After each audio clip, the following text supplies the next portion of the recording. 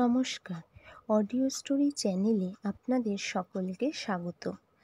আমাদের আজকের নিবেদন আশ্চর্য কবিতা। আমাদের ক্লাসে একটি নূতন ছাত্র আসিয়াছে। সে আসিয়া প্রথম দিনই সকলকে জানাইল, আমি পোয়েট্রি লিখতে পারি। এ কথা শুনিয়া ক্লাসের অনেকেই অবাক হইয়া গেল। কেবল দুই একজন হিংসা করিয়া বলিল, আমরাও ছেলেবেলায় ঢের ঢের কবিতা লিখেছি। নূতন ছাত্রটি বোধহয় ভাবিয়াছিল সে কবিতা লিখিতে পারে শুনিয়া ক্লাসে খুব হুলস্থুল পড়িয়া যাইবে এবং কবিতার নমুনা শুনিবার জন্য সকলে হাঁ হাঁ করিয়া উঠিবে। যখন সেরূপ কিছুরই লক্ষণ দেখা গেল না, তখন বেচারা যেন আপন মনে কি কথা বলিতেছে এরূপভাবে যাত্রার মতো সুর করিয়া একটা কবিতা আওড়াইতে লাগিল। ওহে বিহঙ্গম, তুমি কিসের আশায় বসিয়াছ উচ্চ ডালে সুন্দর বাসায়? নীল নভ মণ্ডলেতে উড়িয়া উড়িয়া কত সুখ পাও আহা ঘুরিয়া ঘুরিয়া। যদ্যপি থাকিত মম পুচ্ছ এবং ডানা, উড়ে যেতাম তব শনে নাহি শুনে মানা। কবিতা শেষ হইতে না হইতে ভবেশ তাহার মতো সুর করিয়া মুখভঙ্গি করিয়া বলিল, আহা যদি থাকতো তোমার লেজের ওপর ডানা, উড়ে গেলেই আপদ যেত করতো না কেউ মানা। নূতন ছাত্র তাহাতে রাগিয়া বলিল, দেখো বাপু, নিজেরা যা পারো না তা ঠাট্টা করে উড়িয়ে দেওয়া ভারী সহজ। শৃগাল ও দ্রাক্ষাফলের গল্প শোনোনি বুঝি? একজন ছেলে অত্যন্ত ভালো মানুষের মতো মুখ করিয়া বলিল, শৃগাল এবং দ্রাক্ষাফল, সে আবার কি গল্প? অমনি নূতন ছাত্রটি আবার সুর ধরিল, বৃক্ষ হতে দ্রাক্ষাফল ভক্ষণ করিতে লোভী শৃগাল প্রবেশিল এক দ্রাক্ষা খেতে। কিন্তু হায়, দ্রাক্ষা যে অত্যন্ত উচ্চে থাকে, শৃগাল নাগাল পাবে কিরূপে তাহাকে? বারংবার চেষ্টায় হয়ে অকৃতকার্য, দ্রাক্ষা টক বলিয়া পালালো ছেড়ে রাজ্য। সেই হইতে আমাদের হরেরাম এক্কেবারে তাহার চেলা হইয়া গেল। হরেরামের কাছে আমরা শুনিলাম যে ছোকরার নাম শ্যামলাল। সে নাকি এত কবিতা লিখিয়াছে যে একখানা আস্ত খাতা প্রায় ভর্তি হইয়াছে, আর ৮-১০টি কবিতা হইলেই তাহার ১০০টা পুরো হয়। তখন সে নাকি বই ছাপাইবে। ইহার মধ্যে একদিন এক কাণ্ড হইল।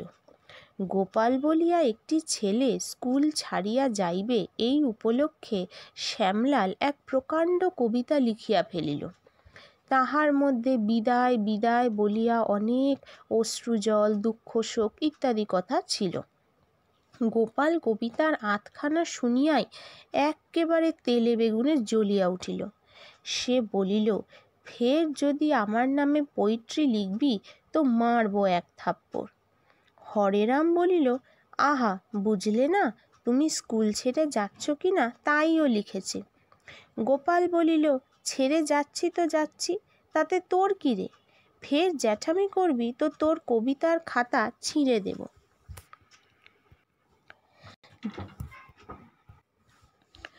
দেখিতে দেখিতে শ্যামলালের কথা স্কুলময় রাষ্ট্র হইয়া পড়িল। তাহার দেখা দেখি আরও অনেকেই কবিতা লিখিতে শুরু করিল। ক্রমে কবিতা লেখার বাতিকটা ভয়ানক রকম ছোঁয়াচে হইয়া নিচের ক্লাসের প্রায় অর্ধেক ছেলেকে পাইয়া বসিল। ছোট ছোট ছেলেদের পকেটে ছোট ছোট কবিতার খাতা দেখা দিল। বড়দের মধ্যে কেহ কেহ শ্যামলালের চেয়েও ভালো কবিতা লিখিতে পারে বলিয়া শোনা যাইতে লাগিল। স্কুলের দেয়ালে, পড়ার কেতাবে, পরীক্ষার খাতায় চারিদিকে কবিতা গজাইয়া উঠিল। পাড়েজের বৃদ্ধ ছাগল যেদিন শিং নাড়িয়া দড়ি ছিঁড়িয়া স্কুলের উঠানে দাপাদাপি করিয়াছিল আর শ্যামলালকে তাড়া করিয়া খানায় ফেলিয়াছিল, তাহার পরদিন ভারতবর্ষের বড় ম্যাপের উপর বড় বড় অক্ষরে লেখা বাহির হইল, পাড়েজির ছাগলের এক হাত দাঁড়ি, অপরূপ রূপ তার যাই বলিহারি। উঠানে দাপটি করি নেচেছিল কাল, তারপর কি হইল জানে শ্যামলাল। শ্যামলালের রংটি কালো, কিন্তু কবিতা পড়িয়া সে যথার্থই চটিয়া লাল হইল, এবং তখনই তাহার নিচে একটা কড়া জবাব লিখিতে লাগিল। সে সবেমাত্র লিখিয়াছে, রে অধম কাপুরুষ পাষণ্ড বর্বর। এমন সময় গুরুগম্ভীর গলা শোনা গেল, ম্যাপের ওপর কি লেখা হচ্ছে? ফিরে দেখে হেডমাস্টার মহাশয়। শ্যামলাল একেবারে থতমত খাইয়া বলিল, আজ্ঞে স্যার, আগে ওরা লিখেছিল। ওরা কারা? শ্যামলাল বোকার মতো একবার আমাদের দিকে একবার কড়িকাঠের দিকে তাকাইতে লাগিল। কাহার নাম করিবে বুঝিতে পারিল না। মাস্টার মহাশয় আবার বলিলেন, ওরা যদি পরের বাড়ি শীত কাটতে যায়, তুমিও কাটবে? যাহা হোক, সেদিন অল্পের উপর দিয়াই গেল। শ্যামলাল একটু ধমক ধামক খাইয়াই খালাস পাইল। ইহার মধ্যে একদিন আমাদের পণ্ডিত মহাশয় গল্প করিলেন যে, তাহার সঙ্গে যাহারা এক ক্লাসে পড়িত তাহাদের মধ্যে একজন নাকি অতি সুন্দর কবিতা লিখিত।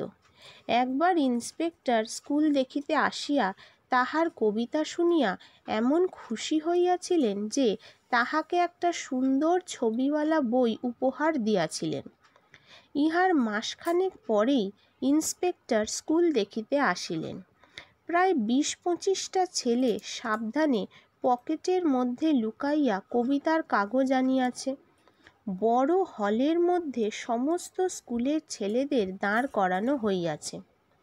হেডমাস্টার মহাশয় ইন্সপেক্টরকে লইয়া ঘরে ঢুকিতেছেন। এমন সময় শ্যামলাল আস্তে আস্তে পকেট হইতে একটি কাগজ বাহির করিল। আর যায় কোথায়, পাছে শ্যামলাল আগেই তাহার কবিতা পড়িয়া ফেলে, এই ভয়ে ছোট বড় একদল কবিতাওয়ালা একসঙ্গে নানা সুরে চিৎকার করিয়া যে যার কবিতা হাঁকিয়ে উঠিল। মনে হইল সমস্ত বাড়িটা করতালের মতো ঝনঝন করিয়া বাজিয়া উঠিল। ইন্সপেক্টর মহাশয় মাথা ঘুরিয়া মাঝপথেই মেজের উপর বসিয়া পড়িলেন।